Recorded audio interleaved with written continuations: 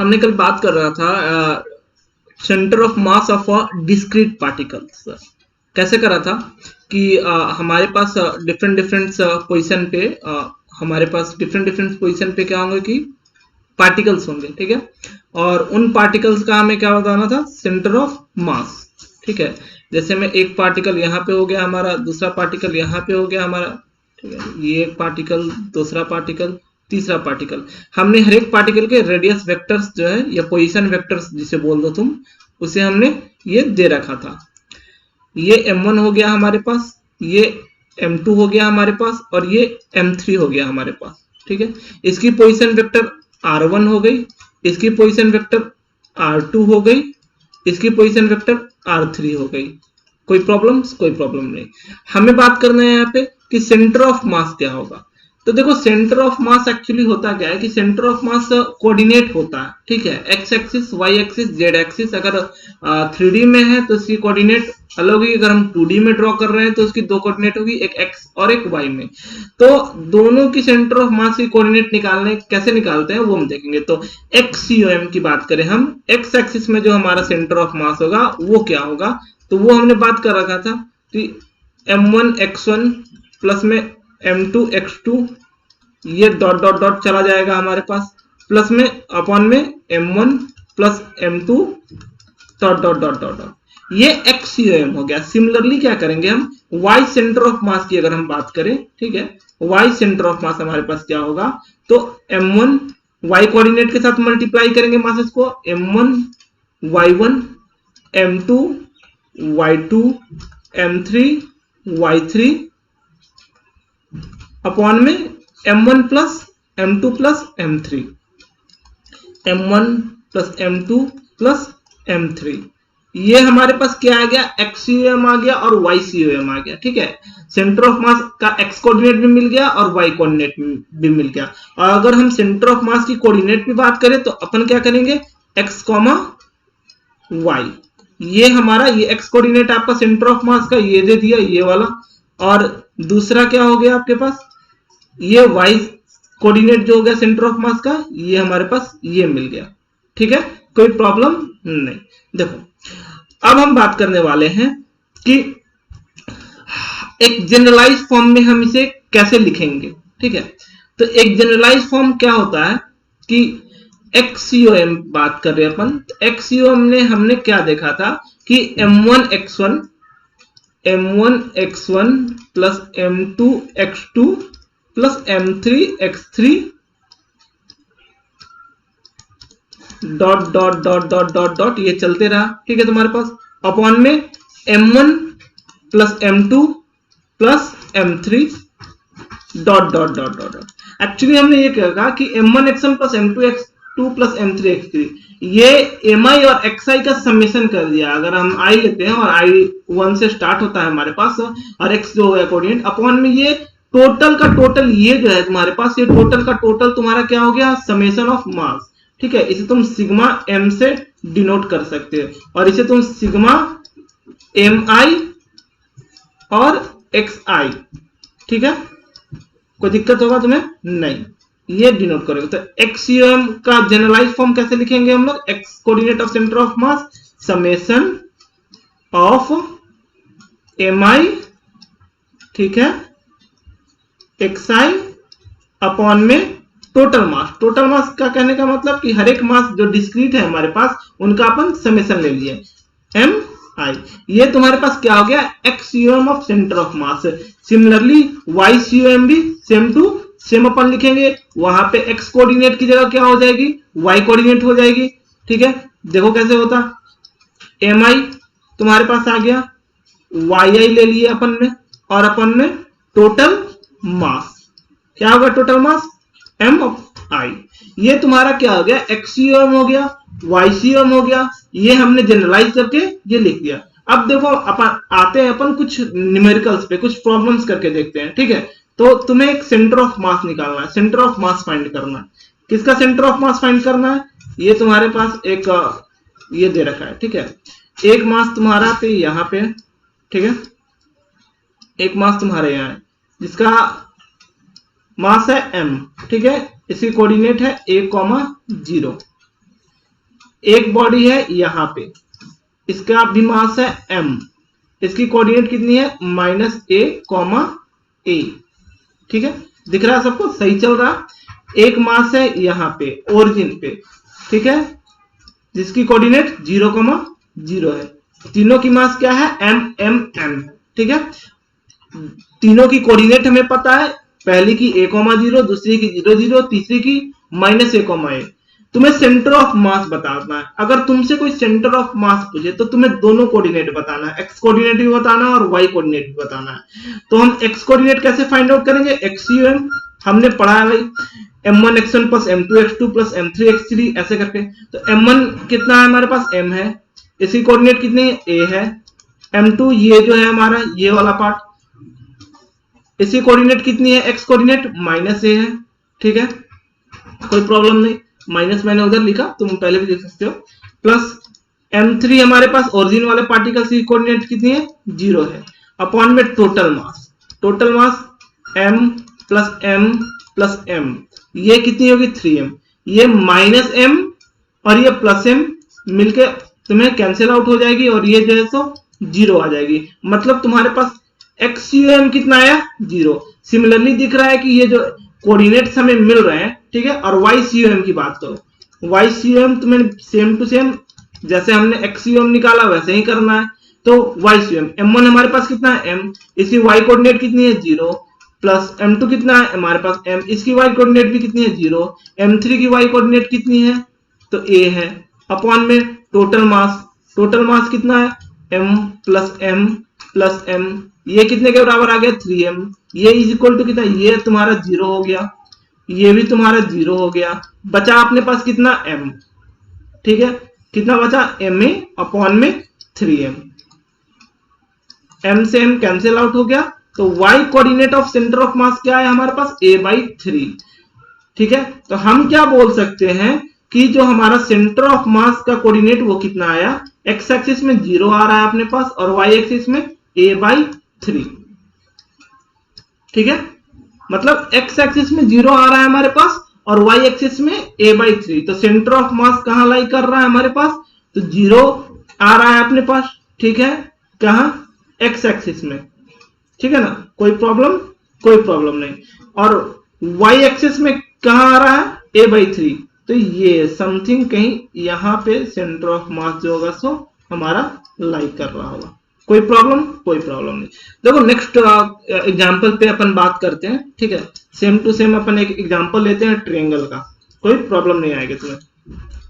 एक हमारे पास क्या है, सेकंड क्वेश्चन ये है हमारे पास कि एक ट्रायंगल है अपने पास, ठीक है, इक्विलैटरल ट्रायंगल है, कोई प्रॉब्लम नहीं, ठीक है, आनी भी नहीं चाहिए।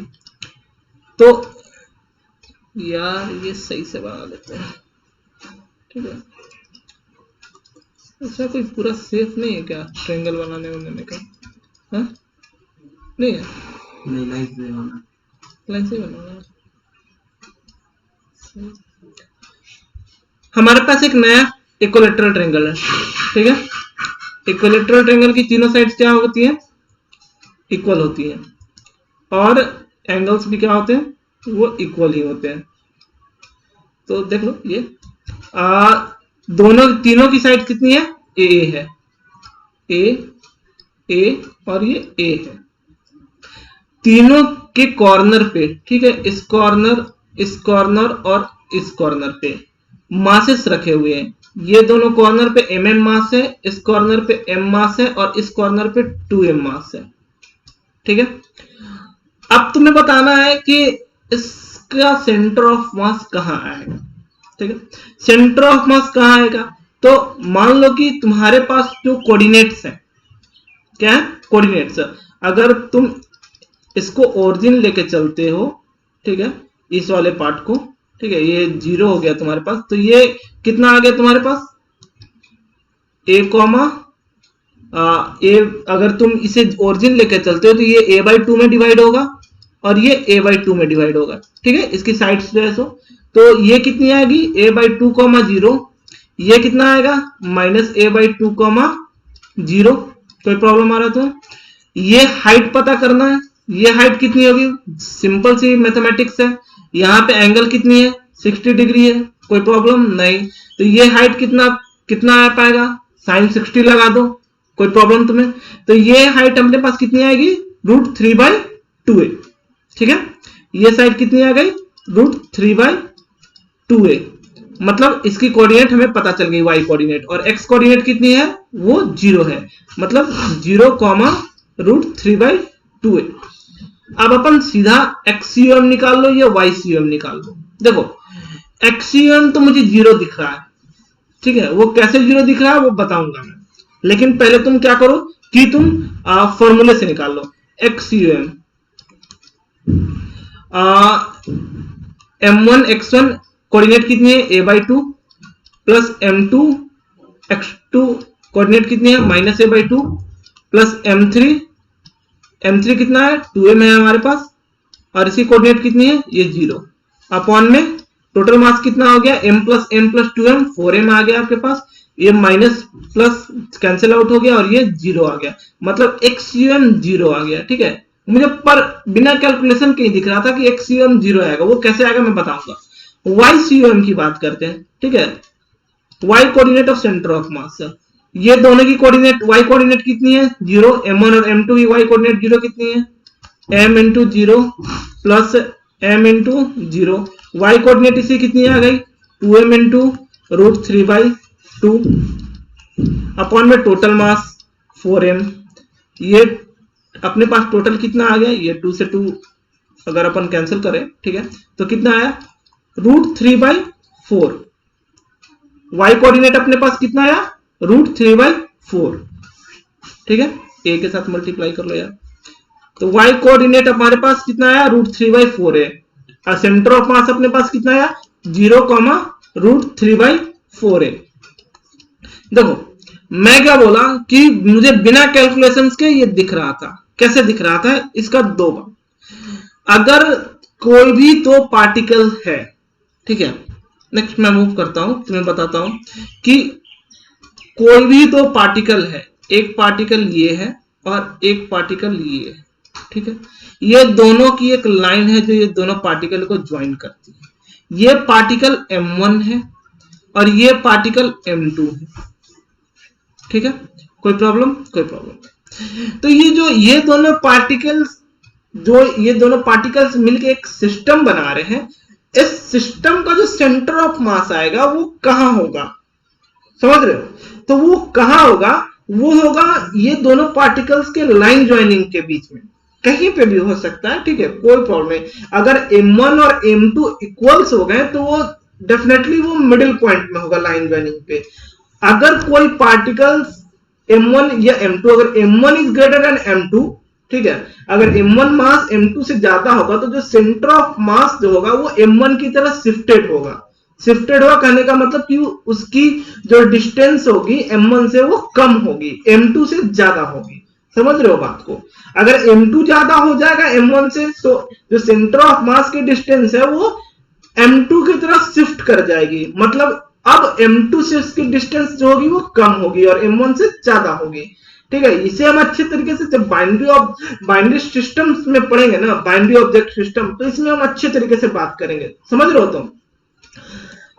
और मैं भी छोटा सा प्रीव्यू तुम्हें दे दिया कि m1 is equal to m2 होगा तो सेंटर ऑफ मास कहीं बीच में लाई करेगा, ठीक है, ये दोनों का जो एकदम सेंटर पे होगा।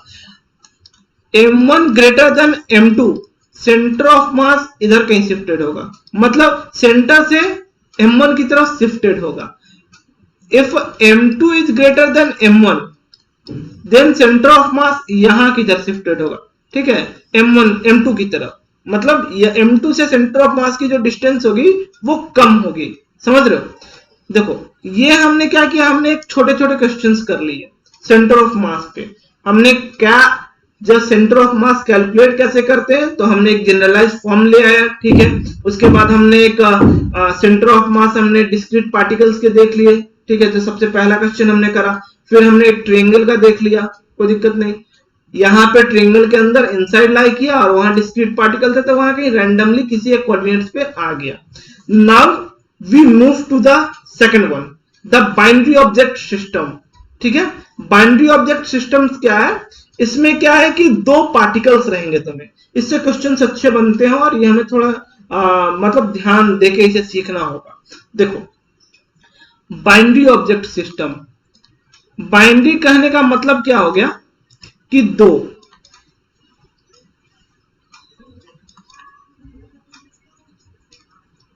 बाइनरी ऑब्जेक्ट सिस्टम या फिर इसे बोलते हैं two particle system, two particle system.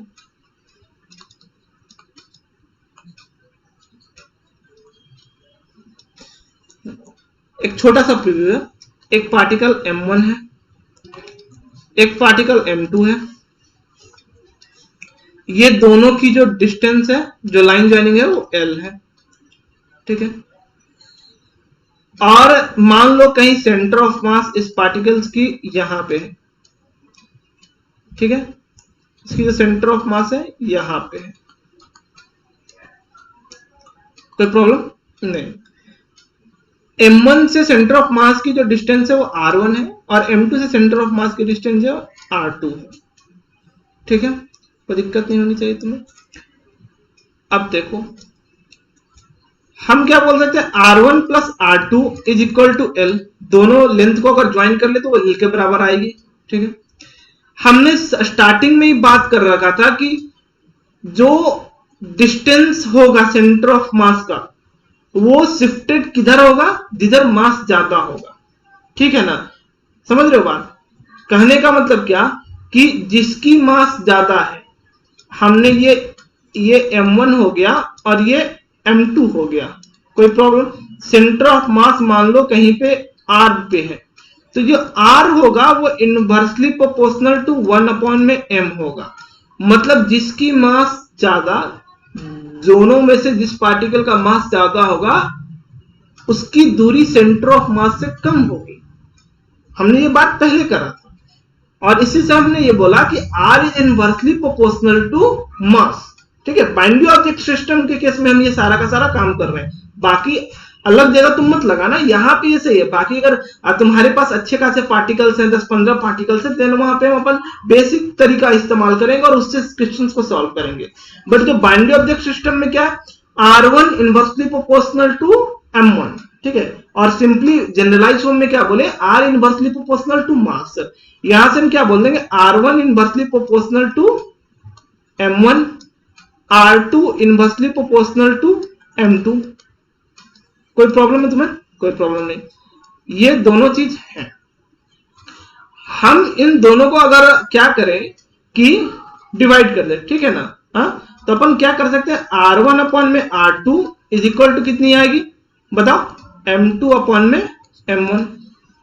हुआ क्या, ये अगर r1 is equal to something, ये तुम्हारे पास r1 is equal to constant आएगा k अपॉन में m1 और यहाँ पे r2 इज इक्वल टू तुम्हारे पास ये कांस्टेंट आया k अपॉन में m2, ठीक है। दोनों कांस्टेंट्स इक्वल होंगे क्योंकि जो रेडियस है डिपेंडेंसी है इनवर्सली प्रोपोर्शनल टू मास, तो जो भी कांस्टेंट आएंगे जो इक्वल साइन लाने के लिए हम लोग अप्लाई करते हैं वो कांस्टेंट दोनों में सेम होंगे। देन फर्दर भी डिवाइडेड r1 अपॉन में r2 is equal to m2 upon में m1, ठीक है। यहां से अपन क्या बोल सकते हैं, r1 कितने के बराबर होगा, ठीक है, r1 कितने के बराबर हो जाएगा, r2 m2 अपॉन में m1, ये कितने के बराबर हो गया, r2 m2 अपॉन में m1।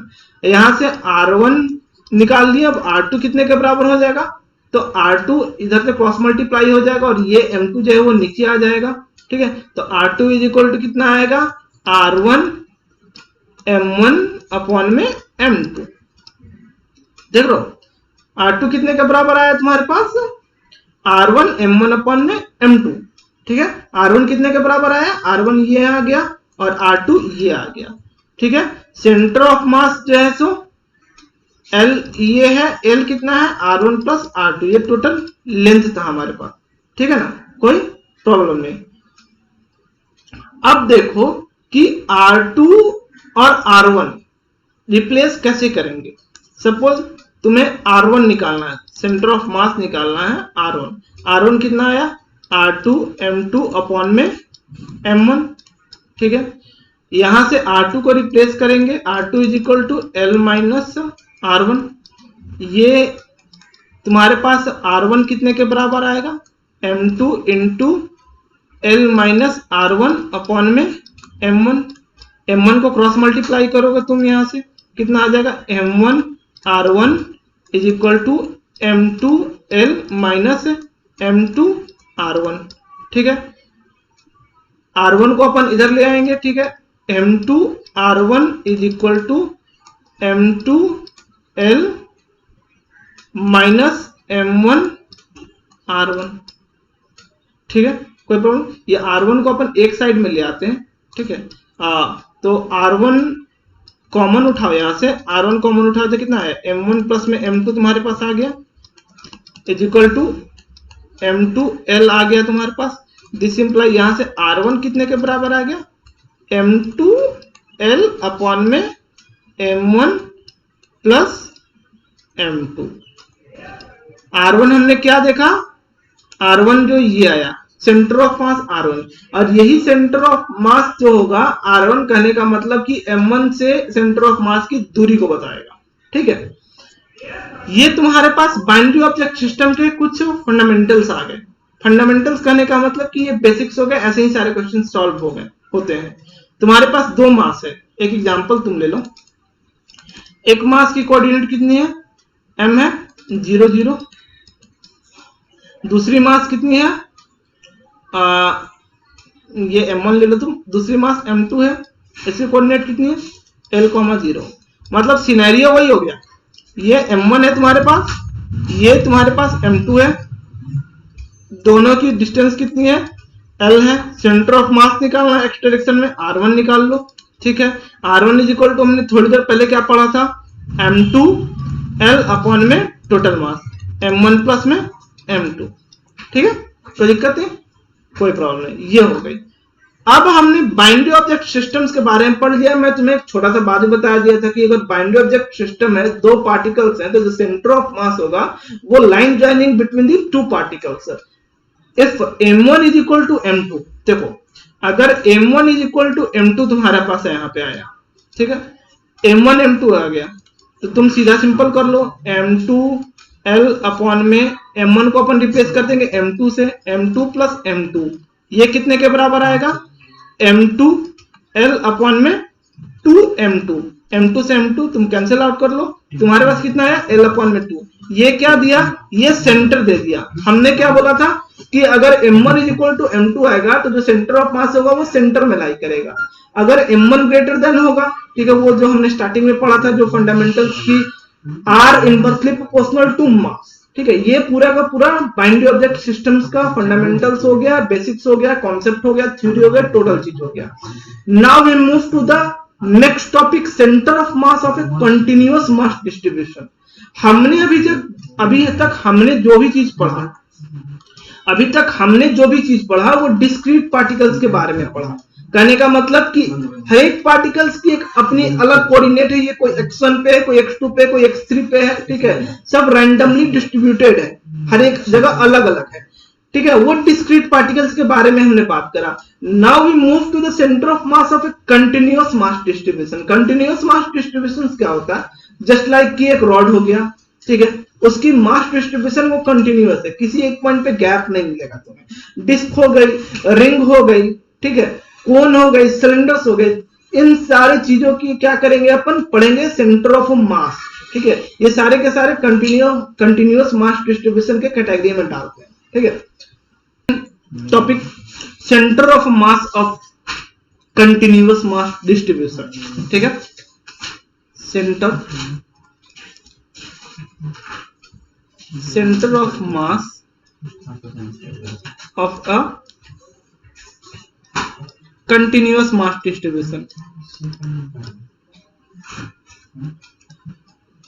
कंटिन्यूअस मास डिस्ट्रीब्यूशन, देखो कंटिन्यूअस मास डिस्ट्रीब्यूशन कहते किसके हैं।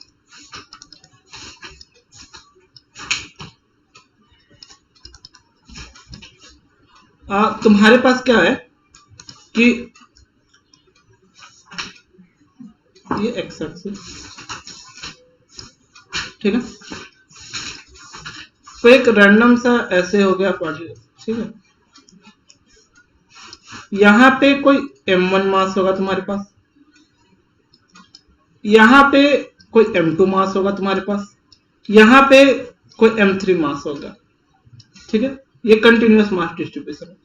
हाँ, जो मतलब इसकी दूरी यहां से, ठीक है ना, x हो गई, ये इसकी दूरी हो गई यहां तक, ठीक, ये इसकी दूरी होगी यहां तक।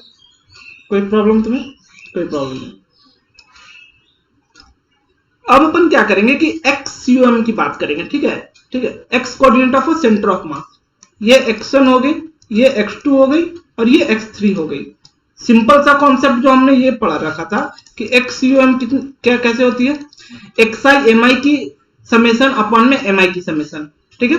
तो m1 x1 plus m2 x2 upon में यहां पे तुम m3 x3 भी ले लो, ठीक है, अपॉन में m1 plus m2 plus m3, ये तुम्हारी क्या आ गई XCM। कोई प्रॉब्लम नहीं। जिसे हमने क्या कर रखा था, summation of xi mi upon में समेशन ऑफ mi। देखो इस चीज को ध्यान रखो। देन फर्दर भी इंटीग्रेट, ठीक है ना, इंटीग्रेशन का इसमें कोई पार्ट लाएंगे, वो कैसे ले आएंगे। मान लो कि डिस्ट्रीब्यूशन है, ठीक है, ये x1 से ये x1 x2 x3, ठीक है। हमने को यहां पे एक dm मास मान रखा, ठीक है, यहां पे एक dm मास है, कोई प्रॉब्लम नहीं। जिसकी दूरी कितनी है, x है। ये जो डिस्टेंस आ गया तुम्हारे पास, ये कितने के बराबर है, ये x के बराबर है, ठीक है। mi के जगह अपन क्या करेंगे, dmi का इस्तेमाल करेंगे, कोई प्रॉब्लम नहीं। समेशन ऑफ xi dmi, ठीक है। dm क्या माने, हमने एक छोटा सा एक एलिमेंट लिया, ठीक है, इस पूरी के पूरे कंटिन्यूअस मास के डिस्ट्रीब्यूशन के। वो ओरिजिन से एक्स एक्सिस से मतलब ओरिजिन जो है, ठीक है ना, ओरिजिन से वो कितनी दूरी पे है, एक्स पे है। एक्स कोऑर्डिनेट उसका कितना है, वो एक्स है। कोई प्रॉब्लम तुम्हें नहीं। अपॉन में टोटल मास हमने इंटीग्रेट किया यहाँ पे dmi, ठीक है। समझ रहे बात को? नेक्स्ट पेज पे हम आते हैं। ये सारी की सारी एक्सियम पे हमने बात कर ली, ठीक है। अब बात करेंगे कि इसे अब हम समेशन कैसे दें और इसे कंटिन्यूअस मास फॉर्मेट का, ठीक है ना, शक्ल कैसे दें। तुमने छोटी बहुत इंटीग्रेशन पढ़ी होगी, कोई प्रॉब्लम मतलब बेसिक्स में तो पढ़ा होगा तुमने। तो एक्सियम किसके बराबर आ जाएगी, xcm is equal to integration of x dm upon में, देखो जब डिस्क्रीट पार्टिकल्स या फिर डिस्क्रीट क्वांटिटी का समेशन करते हैं तो वहां पे सिग्मा साइन का इस्तेमाल करते हैं। जब कंटिन्यूअस चीज का समेशन करना हो, कंटिन्यूअस क्वांटिटी का, then we use integration set, ठीक है ना। कोई भी फंक्शन अगर कंटिन्यूअस होता है उसका अपन कोई इंटीग्रेशन, मतलब इंटीग्रेशन क्या होता है, हर एक चीज की सम होती है। अगर वो सम कंटिन्यूअस है then you use the integral, अगर वो सम डिस्क्रीट है then you use summation sigma, ठीक है। अपॉन में इंटीग्रेशन dm का इस्तेमाल कर लिए। x dm किसके बराबर आ जाएगी, यहां पे लिमिट्स हमने लगा रखा है, ठीक है, x इनिशियल स्टार्टिंग और ये x फाइनल। कोई प्रॉब्लम, ये dm जो हो गई तुम्हारी टोटल मास हो गई, ठीक है ना, इसे अपन m की कैटेगरी में ले आएंगे। ये कितने के बराबर आ जाएगी, x initial x final x dm upon में dm की इंटीग्रेशन कितने के बराबर हो जाएगी, m के बराबर हो जाएगी। y सेंटर ऑफ मास भी सेम टू सेम अपन ऐसे ही कैलकुलेट कर लेंगे, ycm is equal to y initial y final y dm upon में m। देखो ये जो कंडीशन आ गई तुम्हारे पास, ये कंटिन्यूअस मास पार्टिकल्स का है, ठीक है ना, कंटिन्यूअस मास डिस्ट्रीब्यूशन का। मैं बता दूं समेशन इसलिए पहले अपन यूज कर रहे थे क्योंकि वहां पे जो भी पार्टिकल्स थे वो डिस्क्रीट थे, कंटिन्यूअस नहीं थे। एक चीज को समझो, डिस्क्रीट और कंटिन्यूअस कितना कहते हैं। सपोज कि ये एक रॉड है, ठीक है, ये हिंज है, मतलब यहां से रॉड जुड़ा हुआ, ये रॉड जो है तुम्हारे पास ये रॉड है ऐसे, ये कंटिन्यूअस है। कहने का मतलब कि तुम रॉड के किसी भी पॉइंट पे चल जाओ तुम्हें एक मास मिल जाएगा। लेकिन तुम ये देख लो, ठीक है, यहां पे तुम्हारे पास एक पार्टिकल है, यहां पे तुम्हारे पास एक पार्टिकल, यहां पे तुम्हारे पास एक पार्टिकल है, ये पार्टिकल, ये क्या है, ये डिस्क्रीट है, ठीक है, डिस्क्रीट अमाउंट, डिस्क्रीट है मतलब कहीं पे भी रैंडम डिस्ट्रीब्यूटेड है। ये क्या है, कंटिन्यूअस है, कंटिन्यूअस। तो ये continuous system, continuous mass distribution हो गया, ठीक है। ये डिस्क्रीट पार्टिकल्स हो गए, इस चीज को समझो। तो अब हम जो पढ़ेंगे इस टॉपिक में वो कंटिन्यूअस मास डिस्ट्रीब्यूशन के बारे में पढ़ेंगे, उनके सेंटर ऑफ मास कैसे निकालेंगे हम। तो देखो पहले अपन मूव करते हैं, ठीक है, पहला जो चैप्टर पढ़ेंगे अपन centre of mass of a uniform rod, ठीक है, centre of mass of uniform rod.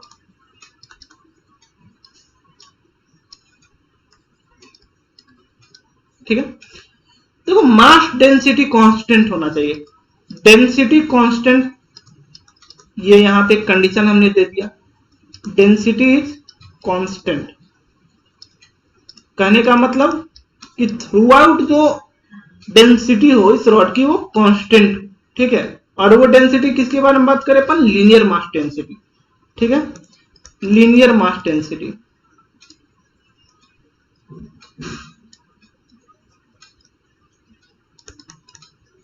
जिसे अपन लेमडा से डिनोट करेंगे। कोई प्रॉब्लम, कोई प्रॉब्लम। तुम्हारे पास क्या है कि ये रॉड है, ठीक है,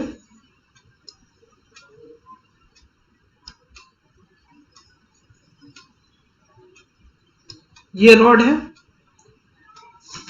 हमने क्या करा कि यहां से x डिस्टेंस पे एक इसकी dm, एक dx लेंथ की एक dm पार्टिकल्स को पिकअप किया, ठीक है, कोई प्रॉब्लम नहीं। ये 0,0 है तुम्हारे पास, ठीक है, ये x एक्सिस है, कोई प्रॉब्लम, कोई प्रॉब्लम। लीनियर मास डेंसिटी किसे बोलते हैं, m/l के बराबर बोलते हैं, ठीक है। अब देखो तुम इस चीज को देखो कि तुम्हारे पास क्या है, लेमडा किसके बराबर होगी, एल लेंथ की मास है m, यूनिट लेंथ की मास कितनी होगी, m/l, ठीक है। dm लेंथ की मास कितनी होगी बताओ तुम, dm m/l, ठीक है, कोई प्रॉब्लम नहीं। एल लेंथ की मास m है, यूनिट लेंथ की मास m/l, dm लेंथ की मास कितनी होगी, dm m/l, ठीक है। पूरा का पूरा जो ये रॉड है, ठीक है, यहां से जो x डिस्टेंस पे जो हमने dx लेंथ की है, जो dm एलिमेंट ली थी, ठीक है।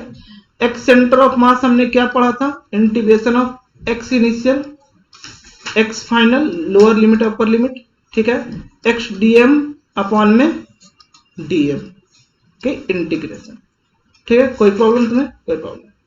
इनिशियल लिमिट, लोअर लिमिट कितनी होगी 0, फाइनल लिमिट कितनी है x हमारे पास x आ गई, ठीक है। dm कितने के बराबर है,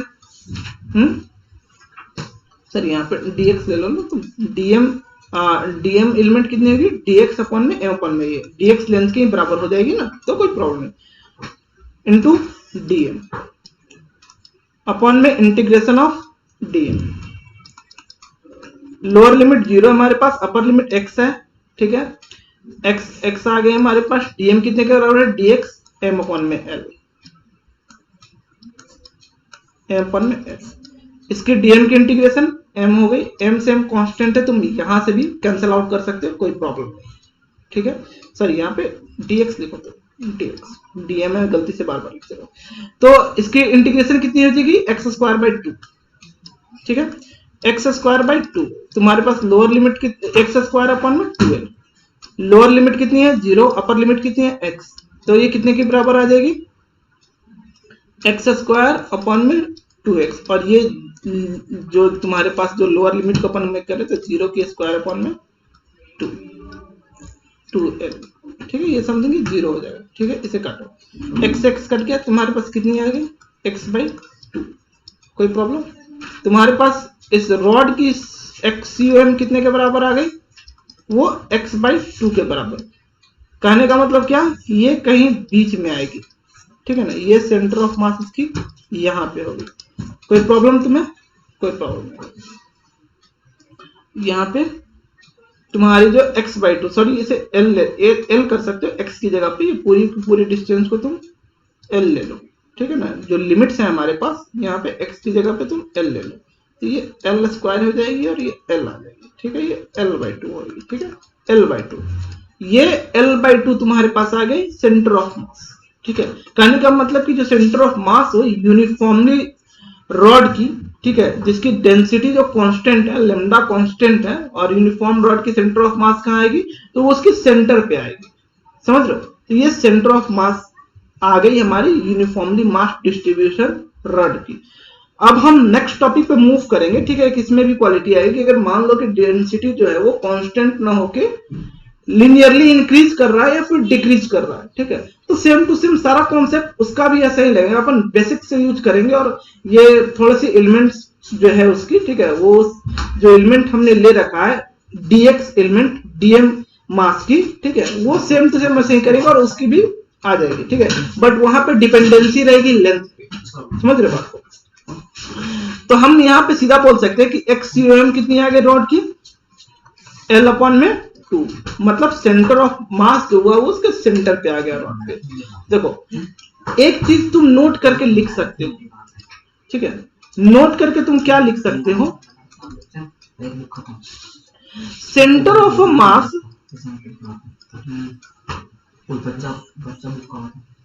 centre of mass of the uniform object, uniform object.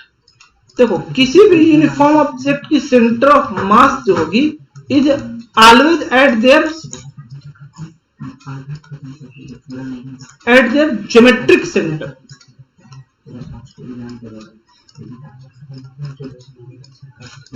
कोई भी ऑब्जेक्ट जो यूनिफॉर्मली है, ठीक है, centre of mass of the uniformly object is always at there geometric centre, समझे, उसके जियोमेट्रिक सेंटर में। ये रॉड है, ये पूरा का पूरा यूनिफॉर्म है, इसका जियोमेट्रिक सेंटर, इसके सेंटर मतलब बीच में ही आएगा, इसका सेंटर ऑफ मास यहाँ है। इक्विलैटरल ट्रायंगल का सेंटर ऑफ मास इसके बीच में आएगा, ठीक है, जो ऑर्थो सेंटर होगा इसका। जो रिंग होगा, रिंग का जो सेंटर ऑफ मास आएगा वो उसके बीच में आएगा, ठीक है। ये भी यूनिफॉर्मली है। तो जितने भी यूनिफॉर्मली ऑब्जेक्ट के जो सेंटर ऑफ मास आएंगे वो हमेशा उनके ज्योमेट्रिक सेंटर पे ही मिलेंगे हमें। इस चीज को तुम नोट करके रखना, समझे।